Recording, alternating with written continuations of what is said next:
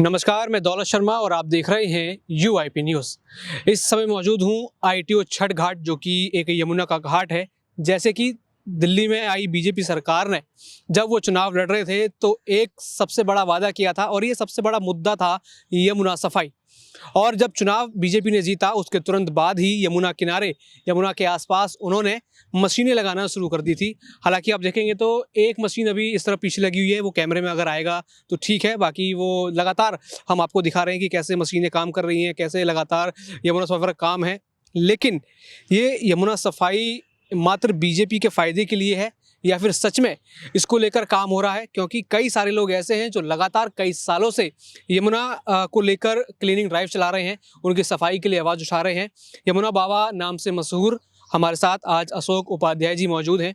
उनसे जानेंगे कि आखिर ये बीजेपी का मात्र एजेंडा है या फिर सच में आप दिल्ली में यमुना साफ होते हुए देखेंगे। सर, स्वागत है आपको यूआईपी न्यूज़ पर। जैसे कि लगातार आपने बताया कि पिछले 20 सालों से और रेगुलर आप यहाँ पर काम कर रहे हैं जी। यमुना बाबा के नाम से आप यहाँ पर प्रख्यात हैं, लोग जानते हैं और किस तरीके से आप यहाँ पर काम कर रहे हैं। थोड़ा आपने अपने काम के बारे में बताइए। और जो अभी बीजेपी ने जो शुरुआत की है यमुना सफाई की, उन्होंने ये पूरा एजेंडा बनाया था, इसको लेकर चुनाव भी लड़ा था। अब क्या लगता है कि ये सफाई एक हकीकत है या फिर वही होगा कि सरकार आई, अपना कुछ थोड़ा बहुत काम दिखाया और उसके बाद सब सन्नाटा?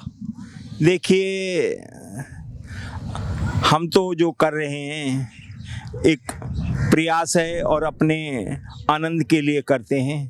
हम लोग यमुना के किनारे साफ सफाई करते हैं और पौधा लगाते हैं और पक्षियों की सेवा करते हैं कि जंगल में पक्षी हों, यमुना के किनारे वृक्ष हों और यमुना के किनारे आनंद हो। इस विषय पे काम मर बीजेपी सरकार 8 फरवरी को रिजल्ट आया, बीजेपी सरकार आई और यमुना पे कार्य शुरू हुआ, यमुना की सेवा शुरू हुई। मैं इसको एक बहुत बड़ा मोदी जी का धन्यवाद कहूँगा कि उन्होंने श्री कृष्ण के बाद अगर किसी ने यमुना की सुध ली है तो आदरणीय प्रधानमंत्री श्री नरेंद्र मोदी जी ने ली है। और उनकी बातों में, उनके कार्यों को देखते हुए लगता है कि यमुना के किनारे कुछ अच्छा होगा, कुछ सुंदर होगा, यमुना के किनारे अच्छा होगा, जल की क्वालिटी में सुधार होगा, ये विश्वास है। और बाकी भविष्य के बारे में तो कुछ कहा ही नहीं जा सकता। अच्छा, यमुना का साफ होना क्या सिर्फ धार्मिक मामले के लिए ज़रूरी है या धार्मिक उसमें ज़्यादा विशेषता है, या फिर दिल्ली के लिए भी साफ होना ज़रूरी है कि या दिल्ली वाले एक टूरिस्ट स्पॉट ये बन सकता है? क्या आप देखते हैं कि ये दोनों विषयों के लिए कामगार है कि एक विषय के लिए? देखिए, यमुना का जो किनारा है, यमुना जो जल है, अगर निर्मल होगा, अविरल होगा तो दिल्ली के हॉस्पिटलों में भीड़ कम हो जाएगी। और यमुना के किनारे हमारे बच्चे खेलेंगे कूदेंगे तो यमुना के किनारे खेल कूद करके बलराम और श्री कृष्ण तैयार हुए हैं। यही यमुना का किनारा, यही इसी के पास इंद्रप्रस्थ है, यहीं पर कृष्ण आए थे और अर्जुन, भीम, युधिष्ठिर इन्हीं यमुना के किनारे खेलकर बलवान हुए और सत्य की लड़ाई लड़ी। और हो सकता है एक देश सत्य की तरफ बढ़े, जो एक अजीब गरीब माहौल है उसमें सुधार हो और सत्य के लिए लोग खड़े हों। सत्य चाहते हैं मगर सत्य के लिए बहुत मुट्ठी भर लोग खड़े हुए हैं। आप ये देखिए, हमारे देश के प्रधानमंत्री ने एक झाड़ू लेके खड़े हो गए। आज देश में लोग कहीं सड़क के किनारे पेशाब करने के लिए सोचते हैं। ये क्या है? ये नरेंद्र मोदी की एक पहल है। तो नरेंद्र मोदी पर विश्वास है और मेरी बहुत आशा है, क्योंकि मेरे तो एक तरह से वो भी प्रेरणा स्रोत हैं। क्योंकि मैं पहले छिप के सेवा करता था यमुना जी को। जब वो सड़क पे आए, सफाई शुरू करी तो मैं भी यमुना के किनारे खुल करके आ गया। तो मेरे लिए तो एक तरह से वो प्रेरणा पुरुष हैं। तो मुझे विश्वास है कि क्योंकि उनके वर्क में कंटिन्यूटी है, एक निरंतरता है, वो ध्यान रखते हैं। सरकार बदली है, मंत्री बदले हैं मगर सरकारी अधिकारी तो वही हैं। मगर आज सरकारी अधिकारियों में खौफ है कि मोदी जी कहाँ पहुंच जाएंगे, कहाँ उनके लोग पहुंच जाएं और हमारे पे नज़र रखें तो कार्य होगा। ये मोदी जी का विश्वास है और मोदी जी की गारंटी है। अच्छा, जैसे कि आपने इसको धर्म से जोड़ा, कई सारी बात आपने यहाँ पर कही, लगातार काम भी यहाँ पर चल रहा है, लोग अभी भी आप देखेंगे स्नान कर रहे हैं, कोई अपना पूजा पाठ करने यहाँ पर आए हैं। तो क्या लगता है कि जनता आकर्षित अभी होना शुरू हुई है यमुना जी की तरफ, कि अभी इसमें टाइम लगेगा, या फिर आप लोगों को कितनी कठिनाई आती है कि कई सारी चीज़ें यहाँ पर होती हैं, आपने देखा होगा कैसी चीज़ें यहाँ पर होती हैं, या फिर आप ज़्यादा एक्सपीरियंस है आपको कि यमुना घाटों पर किस तरीके से गंदगी होती है, क्या होता है, तो उसको रोकने थामने के लिए क्या सबसे ज़्यादा ज़रूरी है, और सबसे बड़ी समस्या क्या है कि जो यमुना जी दूषित है? देखिए, यमुना जी का दूषित का होने का सबसे बड़ा कारण है यमुना जी में जल का प्रवाह हो। नंबर 1 यमुना जी को कहीं बांधा ना जाए। दूसरी बात है जो नाले छोड़ दिए गए यमुना जी में, शहर का गांव का पानी बरसात में आता था, 12 मास नहीं आता था। 8 महीने यमुना जी में शहर का गांव का गंदा पानी नहीं आता था, जो मैंने अपने बचपन में देखा।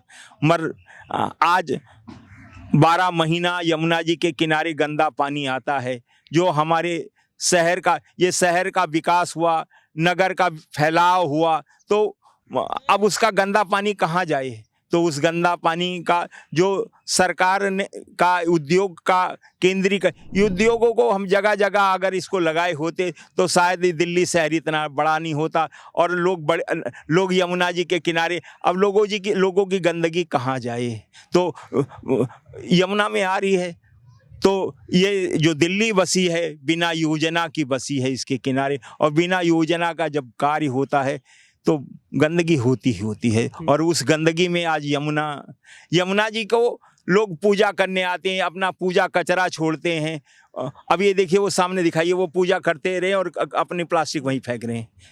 तो ये इस मानसिकता को बदलना होगा। हमें यमुना को माँ मानना पड़ेगा, इसे पूजा कचरा का घर नहीं माने हम। अगर यही पूजा कचरा हम अपने गमलों में, अपने पौधों में डाल दें, खाद बन जाए, तो वो भी एक तरीका है। मगर हमें दिल्ली को आसपास को शिक्षित करना होगा। तो मेरा सवाल था कि कैसे ये जो धार्मिक चीज़ें अपनी करने आते हैं उसका, क्योंकि कहीं ना कहीं धर्म ज़्यादा प्रभावी होता है लोगों के ऊपर, वो उसको ज़्यादा मानकर चलते हैं, बाकी चीज़ें अलग रखते हैं, उसको कैसे सही किया जाए? दिखाओ, ये देखो वो कैसे, वो देखो वो फेंक रहे हैं, देखो अब फेंक रहे हैं। अब ये वो प्लास्टिक देखो, ये प्लास्टिक, अब वो देखो ये प्लास्टिक फेंक दिया। तो इस चीज़ को कैसे ठीक किया जाए? ये कैसे, ये शिक्षा एजुकेशन से सुधरेगा। लोगों को शिक्षित किया जाए तभी सुधार हो सकता है, बिना कि ये हमारी माँ है। इससे लोगों अपने संबंध जोड़ें। जब तक हम अगर हम किसी से संबंध जोड़ते हैं तभी तो हमें दर्द होता है ना। मैं जा रहा हूँ, आप कचरा छोड़ के नहीं जाओगे, मैं आपको बताऊंगा। मैं छोड़ रहा हूँ, ये आपको उठाना पड़ेगा। रखिए ना। अरे मैं शांति तो रख रहा हूँ, तो आप शांति रखिए। मैं गरम मत होइए, मैं गांधी अपना काम करिए। मैं आप प्लास्टिक उठाइए, मैं तो अपना काम कर रहा हूँ, आप प्लास्टिक उठाना पड़ेगा आपको। मैं नहीं, अभी खड़ी बात बहस करो यार, आराम से। आप हाथापाई पैसे, अरे हाथापाई जो भी करो, अभी जो करना, ऐसी कोई बात नहीं। मैंने सारी बात, आप प्लास्टिक यहाँ क्यों फेंकिए? आपको उठा के जाना चाहिए ना भाई। मैंने ये प्लास्टिक आपने वहाँ फेंकिए, पूरे आपको देखा, वहाँ दिखाइए, फेंका आपने, फेंका नहीं आपने? वहाँ पे फूल माला फेंकी है। अरे आपने ये प्लास्टिक, मेरे सफेद प्लास्टिक ये फेंकी, उधर फेंकी आपने यार, अपनी मर्जी से कुछ। अरे हम देख नहीं रहे कहाँ फेंकी आपने, यहाँ फेंकी है। हाँ ये वाला उठाओ ना आप। फिर ये इतना जोर से क्यों बोल रहे हैं? क्या करें, ये वाला उठाओ ना। क्या करें आप? ये वाला उठाओ ना, ये वाला फेंक, आप मान रहे हो? हाँ मैं मान, तो ये वाला उठाओ, ठीक है। मैं तो विनम्रता से बोल रहा हूँ, मैं तो आराम से बोल रहा हूँ। यहाँ डाल दो ना, ठीक है, आप उठाओ। अब चलो, अभी कैमरे यार, हमें जाओ। अरे मैं जा रहा हूँ। नहीं, अरे सुनिए, मत करो। इधर आओ। नहीं, मैं आपकी बात मान गया। आप मेरे पास नहीं, एक इधर आओ। आपने वो मान लिया, आप उसको उठा लो। मैं उसको हटा लूँ, लेकिन तड़क भड़क मत दिखाएं। आप जाइए। अरे आप जाइए साहब, मेरे भाई। नहीं, आप जाओ। अरे करके बात करो, आप जाओ। चलो ठीक है, आपने मान लिया तो आप उठा लो, कोई नहीं। और अगर आप तरक भरक पे आओगे तो मैं नहीं उठाऊंगा, अन्य शांति से आप चले जाओ, इन्होंने बोला मैं हटा लूंगा। जाओ ना यार, कौन सी तो फिर इतना तेज क्यों कर रहे हो? वहां से दौड़ के आके मर्डर कर दोगे? अरे मर्डर नहीं तो कर दो यार। गलती करे, एक तो गलती कर रहे हो, दूसरी आप कह रहे हो कि मर्डर। ठीक है आप जाओ, मैं हटा लूंगा। मैं नहीं, इनको ले नहीं, आप खड़े रहो, इनको ये नहीं, आप वो नहीं कर रहे, आप कैमरा ऑन कुछ नहीं करेंगे, आप उठा लो, ऑन कैमरा कुछ नहीं कर आप उठा लो, मैं नहीं उठाऊंगा। आपको अधिकारी हो, पहले सरकारी नौकरी है आपकी, अधिकारी हो आप, नहीं उनको बोलो ऑन कैमरा क्यों नहीं कर सकते? चलो क्यों? उनको छोड़ो, मेरे से बात करो, ऑन कैमरा क्यों नहीं कर सकते? सरकारी कर्मचारी हो, कोई सरकारी कर्मचारी हो, अधिकारी हो। जैसे अभी आपने शिक्षा की बात करी, अभी आपने कुछ लोगों को टोका भी, लेकिन वो नहीं मान रहे थे बात, तो क्या लगता है शिक्षा की शुरुआत कैसे हो, उनको पढ़ाया बताया कैसे जाए? देखिए, डिसिप्लिन के लिए एडमिनिस्ट्रेटिव को, सरकार को, शासन प्रशासन को थोड़ा एक्टिव होना पड़ेगा, क्योंकि बिना शासन प्रशासन के एक्टिव करके जो सज्जन लोग हैं वो बातों को मान लेते हैं, मगर जो दुष्ट लोग हैं उनको प्रशासन का डंडा जरूर चाहिए। इसके लिए हमारे को व्यवस्था करनी पड़ेगी, सरकार को सतर्क होना पड़ेगा। तो क्या लगता है अवेयरनेस जल्द ही आएगी ये, या फिर ये सफाई से आएगी अवेयरनेस, या फिर किस तरीके से आएगी? देखो, इंसान जहाँ सफाई देखता है तो वहाँ कूड़ा छोड़ते हुए थोड़ा संकोच रखता है, तो सफाई के साथ हमें शिक्षा पे बहुत जोर देना है, क्योंकि ये नदी ना तो पैसे से गंदी हुई है, ना पैसे से साफ होगी। नदी लोगों की अज्ञानता से गंदी हुई है, और लोगों के ज्ञान और सेवा के भाव से नदी निर्मल होगी। तो यही मैं आखिरी सवाल आपसे करूंगा कि जो बीजेपी जो कर रही है, सरकार में आते हुए शुरुआत कर दी, ये शुरुआत का कुछ अंत होगा? ये यमुना साफ होगी, वैसी यमुना मिलेगी जैसे पहले कभी लोग कहा करते थे कि हमारे ज़माने में कई अरसों पहले हुआ करती थी, साफ स्वच्छ आसपास घाट सही हुआ करते थे? या फिर ये बस शुरुआत थी, उसके बाद सन्नाटा होगा, बस एक गर्मा गर्मी में काम शुरू हुआ और फिर वही खत्म? देखिए, सबसे बड़ी बात है, जैसे भगवान श्री कृष्ण ने गोवर्धन को उठाया था, एक मिनट प्लीज, हाँ, अच्छा, जैसे भगवान श्री कृष्ण ने गोवर्धन को उठाया ना, तो फिर सारे ब्रिजवासियों ने लाठी लगा दी ना, तो ऐसे ही समाज को, राष्ट्र को, हर नागरिक को इस काम में सहयोगी बनना पड़ेगा, तभी यमुना का कुछ सुंदर स्वरूप निकल करके आएगा। हॉस्पिटल नेचर का हॉस्पिटल है, और यहाँ पर बीमारी बढ़ती नहीं, बीमारी घटती है। हमारा एक भाव है कि हवा में भोजन हो, ये हवा में भोजन होगा तो कचरा कम से कम होगा, उसी के लिए एक प्रयास है। और हवा में भोजन हो, हवा के भोजन में शुद्धता हो, उसके लिए पक्षियों का रहना बहुत जरूरी है, क्योंकि बहुत सारे इसमें कीट होते हैं जो हमें आपको दिखाते, उसको पक्षी खाते हैं, और ये इसको जो पेड़ों पे पत्तियों पर जब चहकते हैं, कूदते हैं, तो वो जो डस्ट है वो नीचे आती है, वो डस्ट हवा में नहीं मिलती, वो नीचे बैठ जाती है। तो प्रकृति का सबसे बड़ा जो बिना पैसे का सिक्योरिटी गार्ड है वो है पक्षी। वो हवा को शुद्ध करने में बहुत मदद करता है, और शुद्ध हवा को पैदा ये वृक्ष करते हैं, तो वृक्षों की रखवाली पक्षी करते हैं। और पक्षियों का एक विज्ञान है जो इस टाइम ख़त्म सा हो गया है, कि पक्षियों की भाषा को जानना और पहचानना।